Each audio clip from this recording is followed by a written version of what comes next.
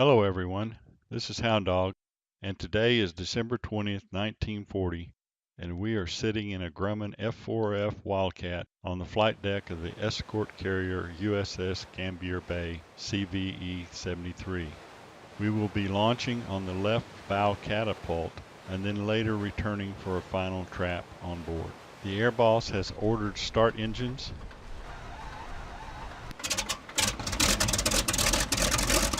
Radio check, 123, 321. Thumbs up on our aircraft weight.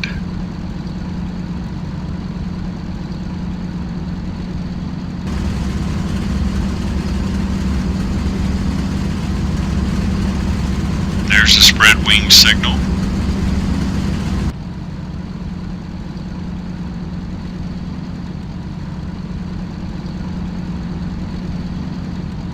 Wings are locked, extending flaps.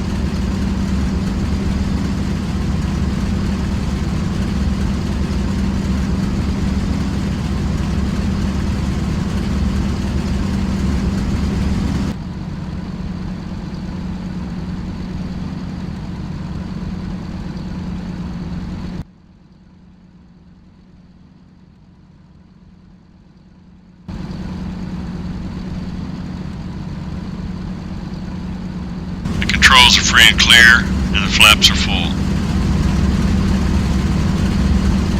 We are cleared to launch. Military power. Everything looks good. Head back, salute, and here we go. Safely airborne in a positive rate of climb. Gear and flaps coming up.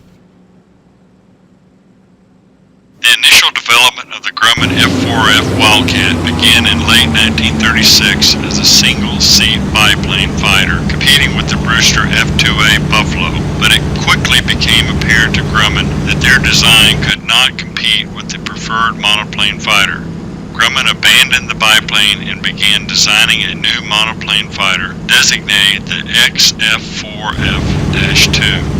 Unfortunately for Grumman, their new monoplane was still considered inferior, and the more maneuverable F2A with hydraulic landing gear was chosen for production. After losing out to Brewster, Grumman completely rebuilt the prototype of the XF4-3 with new non-folding wings and powered by a two-stage supercharged version of the Pratt & Whitney R1830 twin Wasp radial engine. Successful testing of the new Wildcat led to a production order, with the first aircraft entering service in February 1940. France also ordered 81 of the new F4F Wildcats, but fell to the Axis powers before they could be delivered, and the aircraft went instead to the British Royal Navy, who immediately designated the fighter the Martlet. The Wildcat was almost 29 feet long, with mid-fuselage wings spanning 38 feet, and a maximum weight of 7,423 pounds. The aircraft still retained the unpopular manually operated retractable main landing gear utilized by the earlier Grumman fighters. Unfortunately, it suffered the same recurring landing accidents caused by failure of the main gear to fully lock into place. The new Wildcat was capable of a top speed of 331 miles per hour and could carry two 58-gallon drop fuel tanks for a respectable range of 845 miles and a service ceiling of almost 40,000 feet. It was armed with four 50-caliber Browning machine guns in the wings.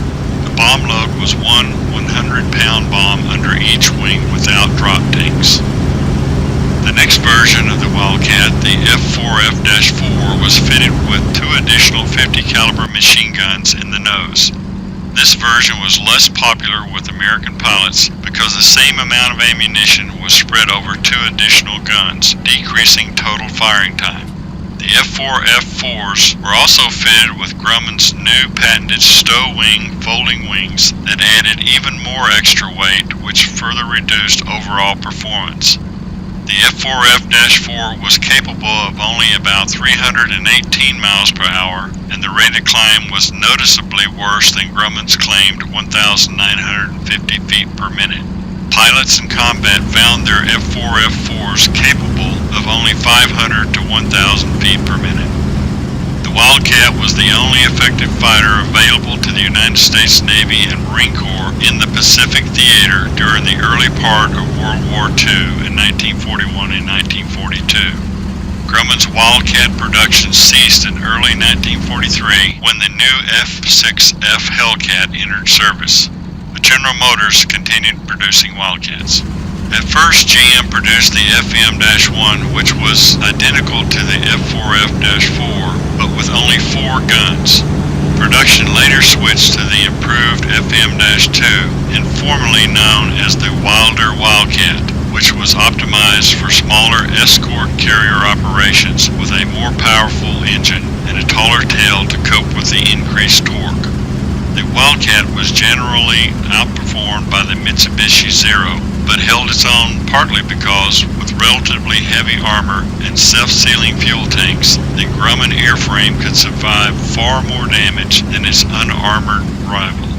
The F4F's ruggedness, coupled with tactics such as the Thatch Weave maneuver, resulted in an air combat ratio of 6.9 to 1 for the entire war. From 1943 onward, Wildcats equipped with bomb racks were primarily assigned to escort carriers for use against submarines and attacking ground targets, though they would also continue to be successful against Japanese fighters, bombers, and kamikaze aircraft throughout the war.